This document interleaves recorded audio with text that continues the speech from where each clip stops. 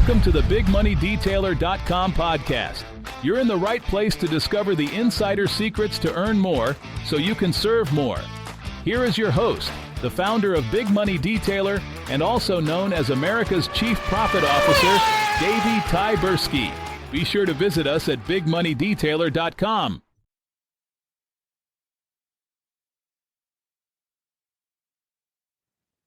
Hey, Big Money Detailers, welcome to the Big Money Detailer podcast today. And we are doing something unique today. You know, once in a while, we talk to folks that are actually players, movers, and shakers in the actual industry. And obviously, most of you that have been following us for a while know that we mostly talk to detailers, the hands-on, what's happening in your business. Today, we're going to go a little different direction. And my guest today is Clint Hintz from DuraSlic. And Clint, we're so excited to have you today. So first question, man, are you ready to thrive and shine? Oh, absolutely. I really appreciate you having me on, Davey. This is a pleasure. Oh man, it's a blessing to have you on as well. So first off, let's talk about our connection. So Yeah. I grew up, most of my followers know, I grew up just south of Pittsburgh in a small steel mill town called Monessen, Pennsylvania. And up there, they got this football team called the Pittsburgh Steelers. Oh, And yeah, no, Clint, I know it's crazy, but Clint, you're from Cleveland. So let's yeah. talk a little bit about that kind of when you were following football and even today. Like, tell me a little more about that, how much fun you have watching that. I think I told you on our pre-interview, I'm used to watching the Browns lose a lot on Sundays, but, I always keep that hometown, loyalty, even when I lived in various other states.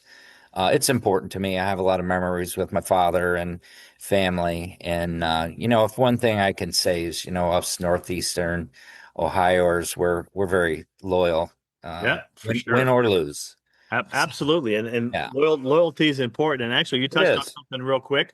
And I'll just get this out because some of the new folks that might be listening, like, Davey, big money detailer, you're all about the financial piece. You're all about the money. No, I'm all about the marketing. And what I know is, especially the folks that are new to the podcast, you came here because you want to make more money in your business. But here at Big Money Detailer, we focus on the 5 F's, as I call them. We focus on faith. We focus on family.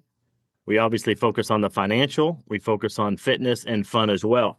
And we welcome you to the podcast. If you're a new listener, we're glad to have you. And we're not just about the F, which is financial. We're also about those other 4 F's as well. And what Clint just touched on about the fact of family and great memories with his father and all those type of things. That's what we're all about. It's not just about your business.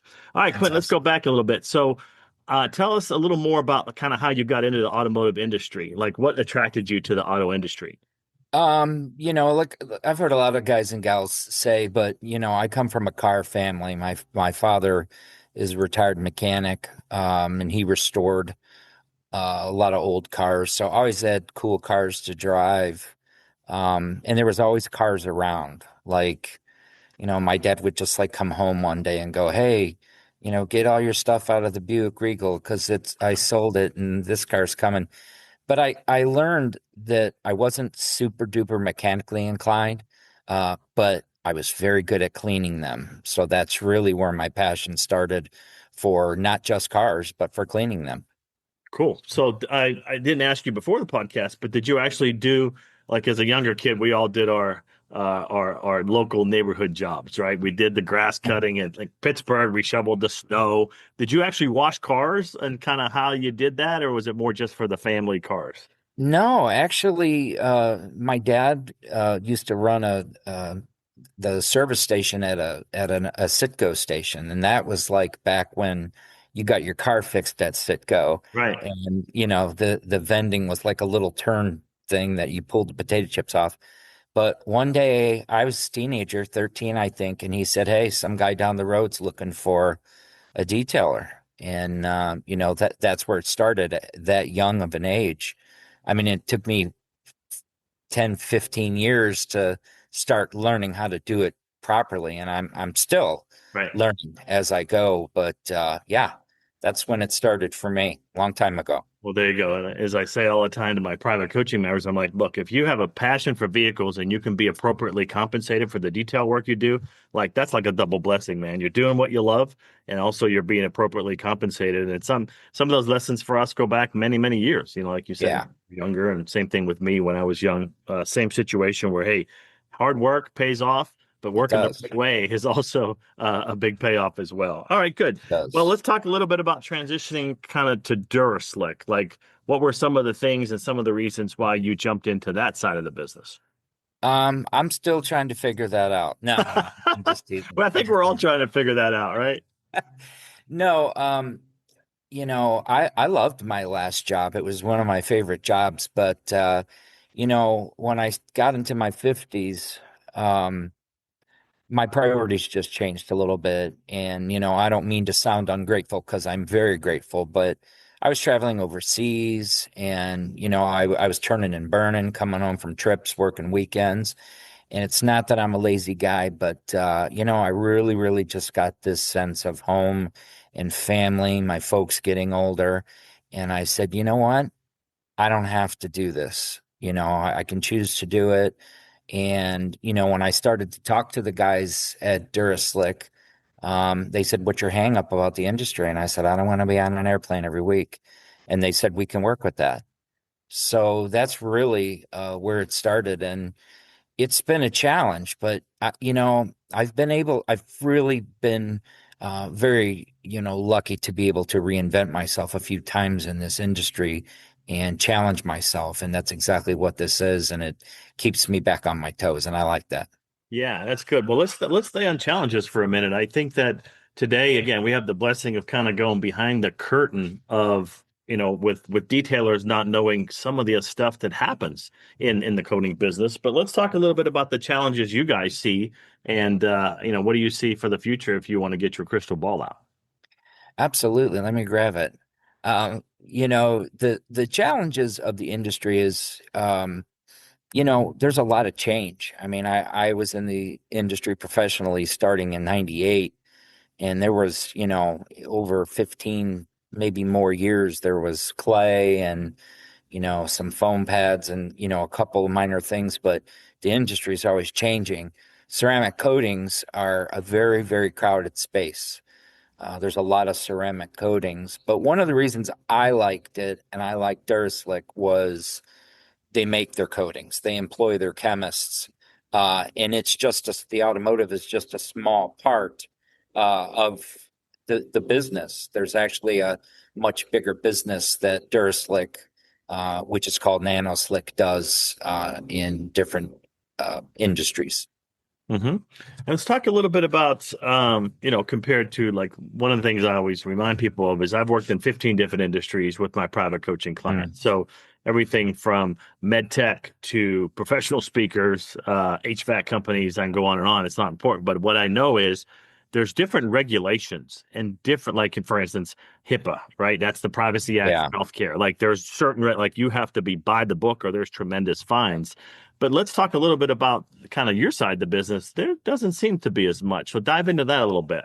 Yeah, that's a good point because there's not. The first thing I'm going to say is there's some really, really great ceramic coating companies out there. So I have some tenacious competitors, but there's also some fluff in the industry. And I think part of that reason is because there's really no governing body that says, hey, look, here's the standards and these will be tested.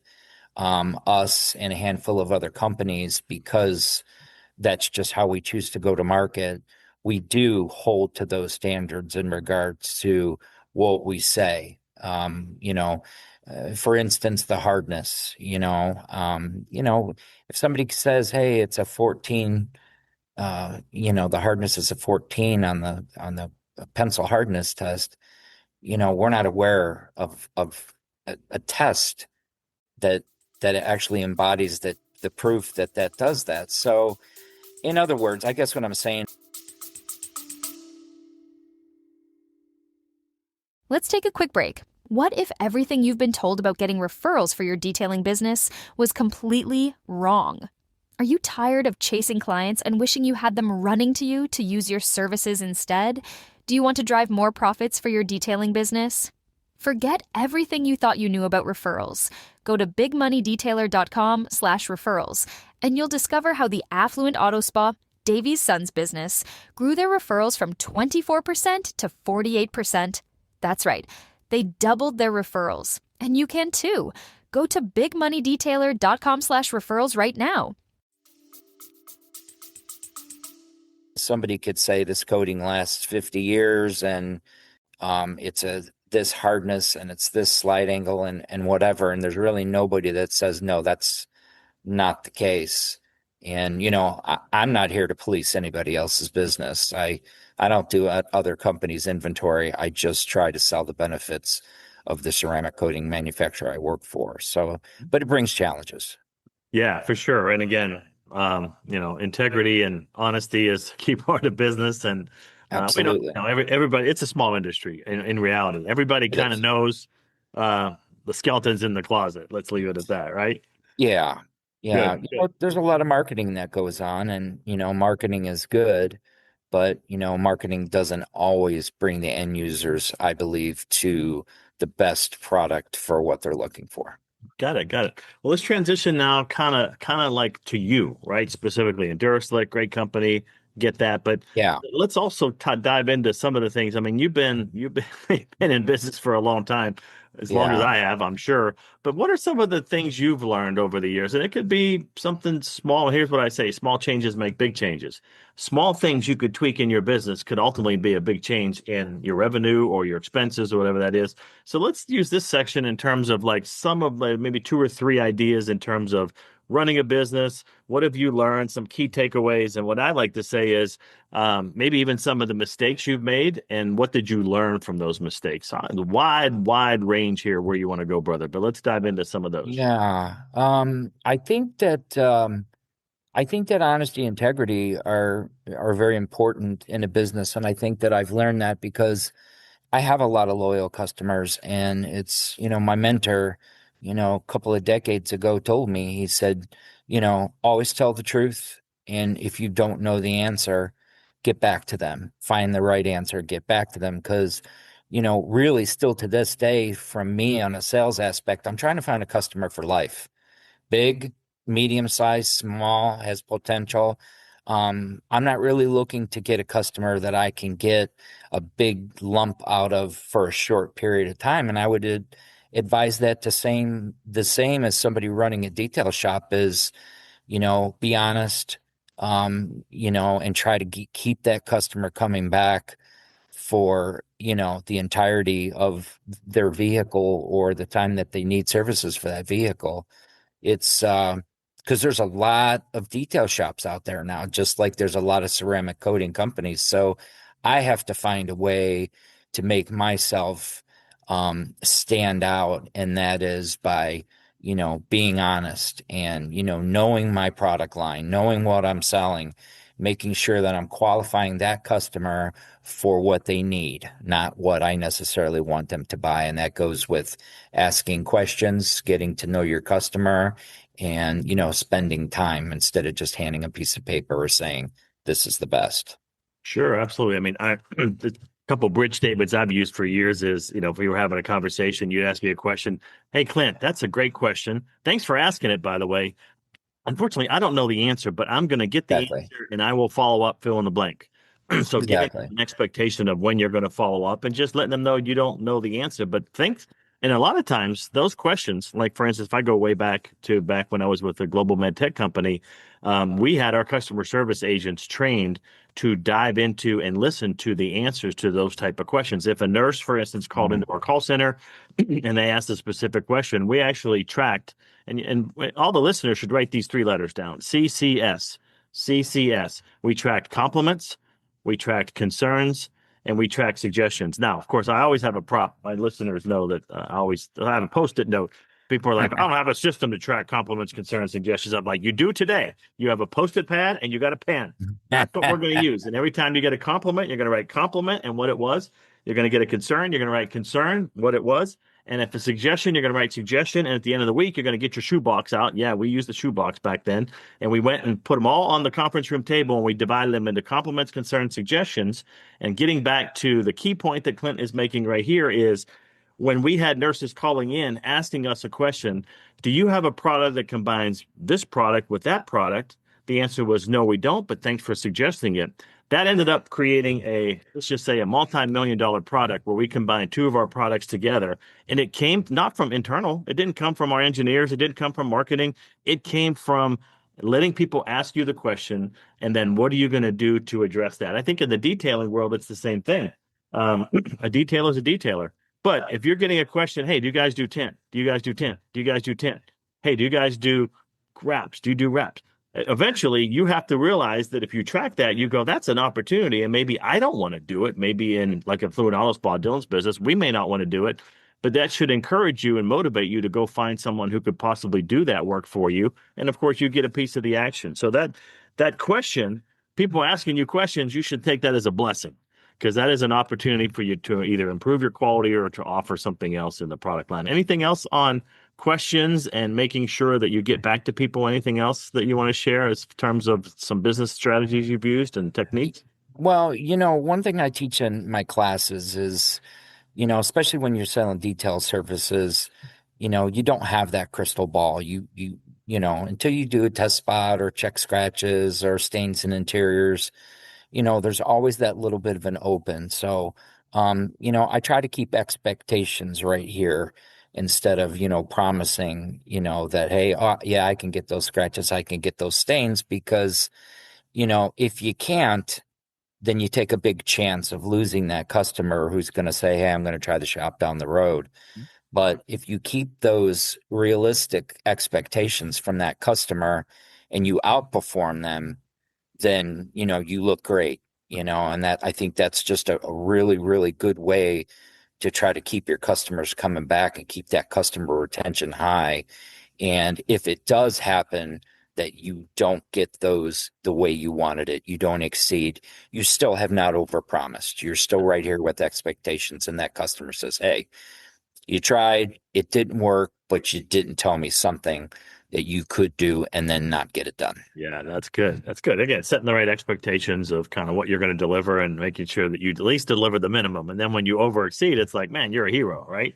Exactly. Good. All right, let's talk about superpowers for a minute, man. And the listeners like, what superpower? What are you talking about? I'm talking about like Clint. And I know it's hard, man, because people ask me this question. I'm like, I can't pick one. They like, I got to pick one. But if you had to pick one superpower, like Clint is so good at this, fill in the blank, he'd have to wear a cape. And then, of course, if you want to, on the other side, if you want to say the same thing for DuraSlic, like what's the superpower of DuraSlic? But let's stay on the superpower thing. And the reason I asked this question, it's important for listeners, is you have to know yourself. You have to know what you're really good at, and the stuff that you enjoy doing and you're good at, you ought to do. And in some cases, there's stuff you don't like to do. And guess what? Let's be honest, it doesn't get done. You know why? Because you don't like to do it. That's where building a solid team. That's why having key parts of your company where you have people to support, like in your case, the sales efforts. That's the key to scaling a business if you choose to do so. But superpowers, let's talk about that. Well, if I had to pick one, there you go. See? No. What I really feel that I'm good at is I feel that I really am a good trainer. I think I'm a good teacher. I've been doing it since the late 90s. I'm always open to learn because of the different opportunities I've had in the industry.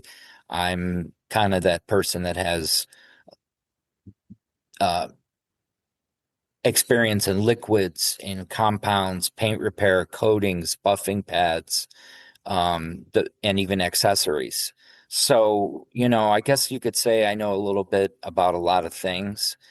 And I think that that's important because, when I was young, there wasn't a lot of training that was available. And now you have a plethora of really, really good opportunities out there to go learn from people.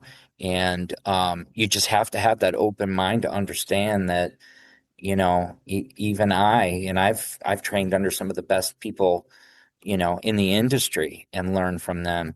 But I still say, I have to still learn if I'm not learning and growing.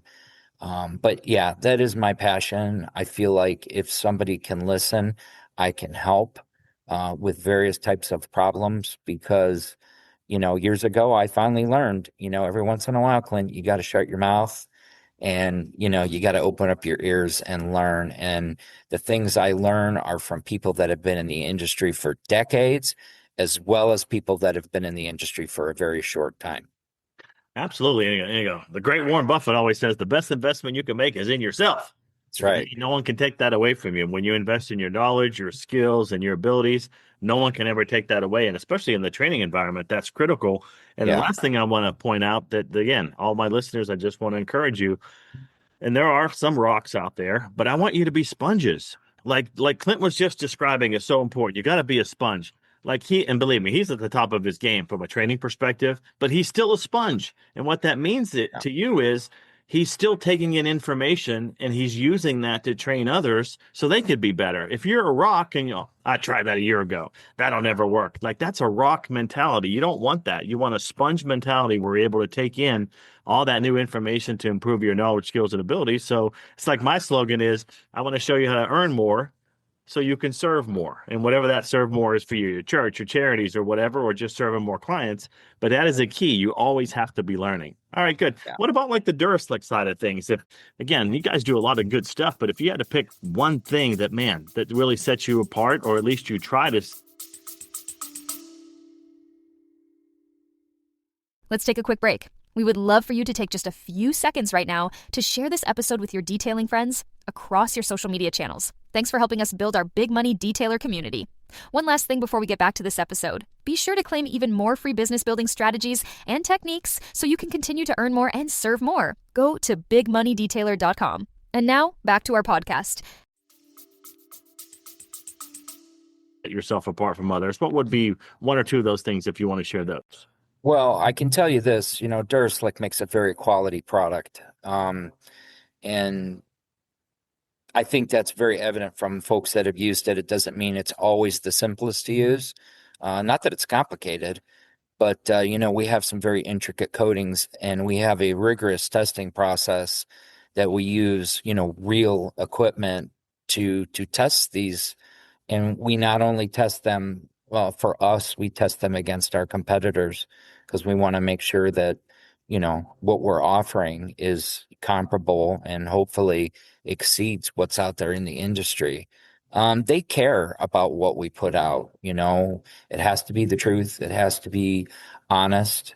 And, that, and I think that's where the evolution of this new coating ease that we just came out with, it's revolutionary. I mean, and that's just because we have a full-time chemist team that we employ that said, hey, look, there's this and there's more to come. And I like that. I think it's definitely stands them out versus a lot of the Me Too's and, folks that are relabeling coatings and saying, hey, we're constantly trying to make this better. Good. Constantly improving is a good thing, right? Mm-hmm. That's awesome. Good deal. If there's one, I mean, this is the other side of kind of the earlier conversation, but if there's like one business lesson you learned at an early age, what would be that main business lesson? Obviously, taking care of people, I get that, being a sponge, but is there anything else that jumps out in terms of that question to you? Yeah, you know what? That you say that there is. And, one thing that I've learned is that relationships are important. You do what you say you're going to do. And, you tell the truth, like I had already mentioned, because my lesson that I learned was that small companies become big companies. And when you took the time to put into them when they were small, many of them remember that and they carry you along. And I've had a couple of different experiences with that really makes me go, okay, I was doing the right thing here by, supporting somebody and not just giving my time and my energy to somebody that I knew was going to, turn big numbers right away, which it's not that I turn those down. Yeah. But I think that management of time is very important. And I think if you've been in the industry as long as myself, some of these things do come full circle where you go, glad I paid attention to that person or company. Yeah. Well, that lesson, I wish I'd have learned that at a much earlier age. When I was, let's say, younger and didn't have as much wisdom, let's just say I burned a few bridges. It happens. But now I know that, and it's been a while now. That was back when I was immature as a leader. I get you. But now I certainly get it. I mean, you never know what's going to come back. It's like when I do my keynote talks all over the globe. I never know who's in the audience. I mean, there could be Yeah. someone there that could book me for, a large company. Could be someone there that deals with an association. So you always have to be on your game, and people say, well, no one's gonna know. No one's watching. Well, actually, you're watching yourself, and the man upstairs is always watching you too. So, so you got to be sensitive and make sure that you're communicating the truth with integrity and making sure people understand what you can and cannot do. Let's move a little more into sales. So you have obviously with you guys, you have like your installers, and then you have your distributors, right? But Yeah. what are maybe one or two sales? I hate to call them techniques or strategies. I was listening to a podcast yesterday, and the guy kept saying, yeah, here's a few of my tricks. Here's a few of my tricks. And I kept thinking, man, you don't want to be fooling people. Like, you don't want to have tricks. You want to have like real world tips and strategies. So, sales perspective, Clint, a few thoughts for our detailers of how they can model. That's one of the things I like to say is what do you model that Clint's doing, and how do you model it and tweak it just a little tiny bit to make it work for your detailing business? No, that's actually, a really good question. Sorry about the lawnmower. It's all right, Uh, man. It's all good. so, I think that one thing that I have always been good at, and it's been important to me, is to learn my product line. I try to learn, not just like take ceramic coatings. I don't just know and learn about the ceramic coatings. I also learn about the paint repair and, the other things that come along with that, because I want to be part of something that can help somebody generate some revenue, because ceramic coatings can be very profitable part of your business. And a lot of people lean away from them for certain reasons. And I think it's just because they don't understand so much, how to apply, what they do, the ins and outs, and those kind of things. So I think when you're selling, you definitely want to make sure that you know what you're selling. I think that's where manufacturers come in. If you're buying somebody's coating or buffers or compounds or liquids, you should have that support, whether it's from your distributor or your online reseller, to be able to understand how those products work. It's important. Yeah, absolutely. That's good. Yeah. Know your product. And if someone asks you a question, we covered this earlier. So you got to go back to your notes. If you don't know the answer, hey, that's a great question. I don't know the answer, but let me get back to you within 2 days and I'll get you the right answer on that. Because you can't know Absolutely. everything. I mean, I appreciate the fact that you're a sponge, and same thing in our business at Big Money Detailer is we don't know everything, but if I don't know it, I'm going to go get the answer and make sure I get back to you. Good. Well, as we get ready to close down, Clint, just one question for you, and this is always one I just throw out there, but is there anything we didn't cover yet that you think would add value to our current listeners on the podcast? Any area you want to cover or something else? Hey, Davey, you should have asked me about fill in the blank. Does that ring a bell with you at all, or anything else you want to cover? No, actually, no. I thought that we utilized the time really well. I just think that it's a really good time for, people to have businesses, detail businesses. Back in the 90s and early 2000s, a good detailer just really didn't have professional recognition. They were car cleaners and hacks and whatever. So, learn your skill set, learn how to use your tools, and there are ways to run a very profitable detail shop and offer very good results from that. And I think that don't be afraid to say you can't do it just by yourself. There's resources out there, and sometimes it's an investment, but there are ways to learn this and do it right and go to bed at night and sleep like a baby. Good, good. Well, we're going to land the plane there. Before we go, Clint, what's the best way for folks to reach out to you guys? Well, we're on social media. We're on Facebook, Instagram. To get a hold of me, it's chintz at duraslic.com. And our website is www.duraslic. That's DURASLIC.com. And we have a great certification program, installer program, and a website that goes over a lot of our products, certified products, prosumer products. So, we really got something for everybody.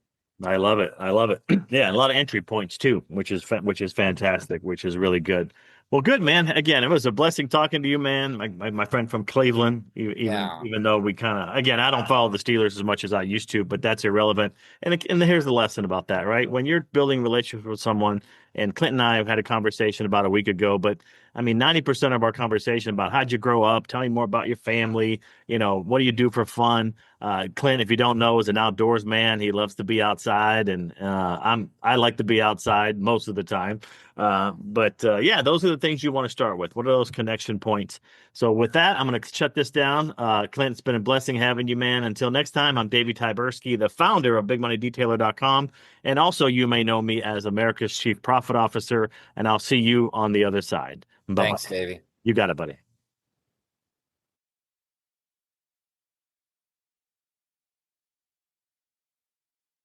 Congratulations and thank you for joining us for this episode. Discover even more strategies and tips on how to increase your detailing sales revenue, improve your cash flow, and boost your bottom line. Go to BigMoneyDetailer.com right now.